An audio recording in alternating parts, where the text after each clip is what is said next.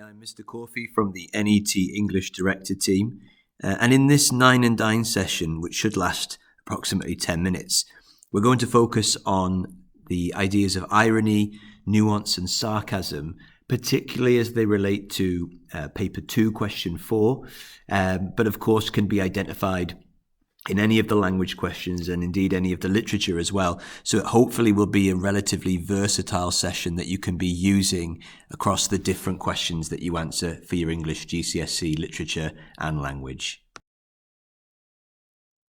Okay, so let's start with irony and start by defining what it is and perhaps as well what it isn't. Now, there was a famous song in the 1990s by Alanis Morissette called Ironic, where she lists a number of situations and defines them as being irony, when in fact, when you look at them, they're not. So have a look at some of these in the red. An old man turned 98. He won the lottery and he died the next day. Now, that's not actually ironic when you think about it. It's just very sad or unfortunate. But there's nothing ironic in that. Let's look at the next one. It's a black fly in your Chardonnay. Again, not ironic if you find a fly in your wine. It might be ironic if, say, the wine was called black fly wine. You know, you say, oh, that's a bit ironic, you know, that I've got. That would be ironic. But just finding that in your wine isn't. And so I don't think a single one of the lyrics that she sings is ironic, which goes to show that it is a high-level skill to be able to identify irony, and something that many people struggle with, and why we would define it as a high-level skill. So here are some examples of actual irony. So for example, taking a lift to get to the gym is ironic because you're going to exercise. A marriage counsellor filing for divorce, a police station getting robbed, when a dog destroys your dog training manual. So things like these would be defined as ironic. It's when it kind of inverts in on itself, the situation. But there are other versions of irony as well. So for example, dramatic irony is where we know something as an audience and the character doesn't. It's the whole he's behind you situation that you find in a pantomime.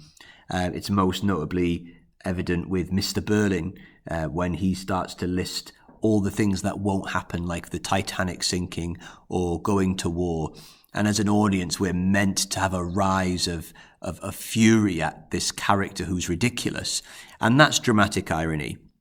And that's something else that you can identify, particularly in performances like plays. But so long as you can say why it's there, we're meant to feel incensed by Mr. Berling, and we're meant to feel like he's a caricature of the upper class, that he's someone we're meant to be ridiculing rather than empathizing with another character, say like Sheila.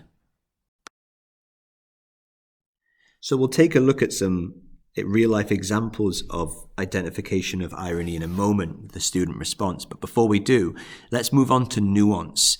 So this idea that there is subtle, almost unnoticeable differences that as a higher level student, we would be expected to identify. So for example, when you look at these emojis, they all identify a specific emotion, and some are more obvious than others. But you might notice that some people will send messages and they'll put 2 or 3 emojis in because the single emoji isn't enough to express the subtlety and nuance of the emotion they're feeling. So for example, they might be feeling angry but also a little bit frightened, and the emojis allow them to identify this emotion. And that's where vocabulary is so important, because the more words you know, the more subtleties you can identify. You can tell the difference between irritation and fury, and maybe feeling a sense of frustration. So we use our language to be able to identify nuance. And I'll show you an example of how you can do this in a real-life example. So on the screen here, we have 3 examples of a sentence about a character. Now have a look at the slight differences between these answers. So the first one, I could just say, the character is presented as confused and disorientated. Now doing that, kind of disorientated is kind of synonymous with confusion. But by adding that "and" in, I'm extending it a little bit and I'm being a bit more specific about what I think about the character. But look at the next one. The character is presented as confused, even agitated. Now that word "even" allows us to extend that confusion into something else. So rather than saying confused and something very similar, disorientation, I'm now saying they're confused and perhaps pushing into a sense of agitation as well. Now that's subtle and it is nuance. Look at the third one. The character is presented as confused, yet at peace with the situation. Now this is where we're really pushing it, because this word "yet" allows us to explore almost conflicting emotions. I can be confused about something, but I can also be at peace. And that's where it takes somebody who's a strong reader to be able to identify this. When you read a text, you go beyond the obvious to something a bit more less straightforward. So I now want to take you through a real-life response from a student responding to a Paper 1 question 4. So this answer here that you're reading is the full response that the student produced at step 1.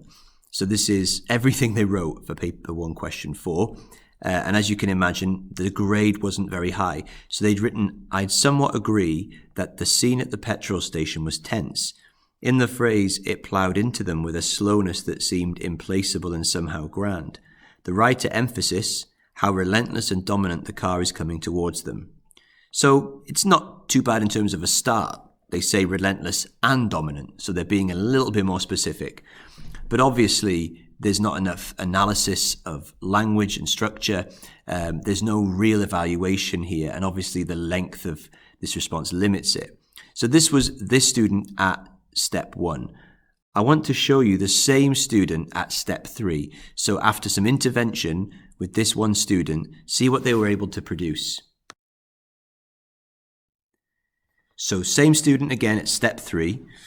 And they put, "I partially agree with the statement that the monster is terrifying, since it is presented as fierce and deadly, but also majestic and somewhat beautiful." Now let's just stop for a moment and double click on this sentence, because there's a lot going on here.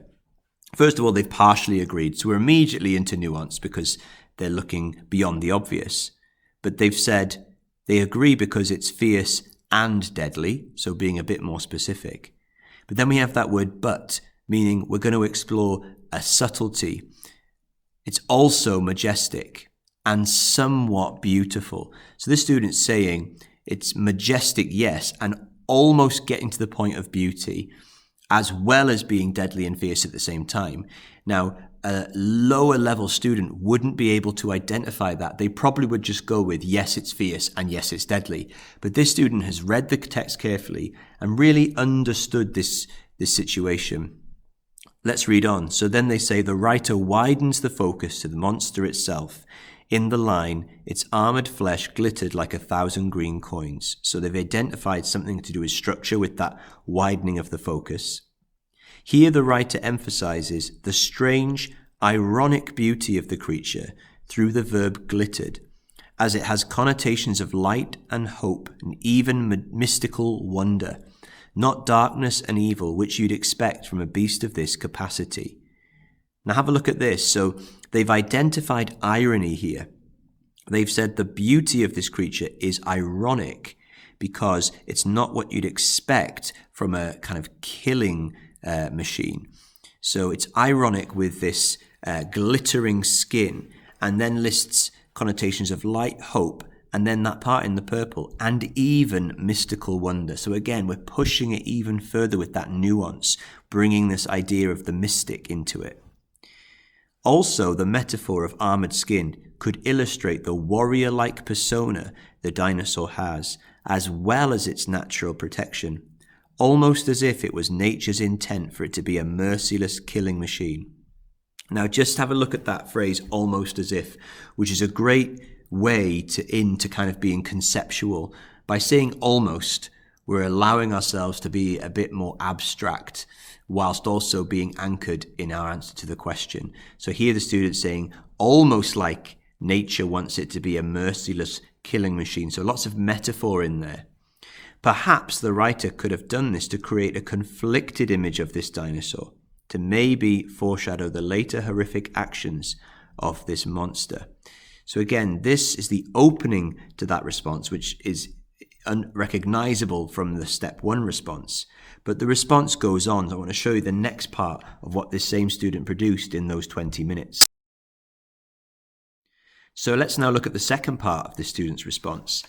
They say, I partially agree that there is a clear sense of tension, since it builds up in drama as the text progresses, but does not immediately establish tension. Now just look at what the student's doing here. They are saying, yes, there is tension, but they're being kind of subtle, and they're not noticing the nuance of the tension here. That yes, there's tension, but it doesn't start with tension. It builds over time. The writer narrows the focus to the girl in the line, but she was not alone, to emphasize her isolation from safety.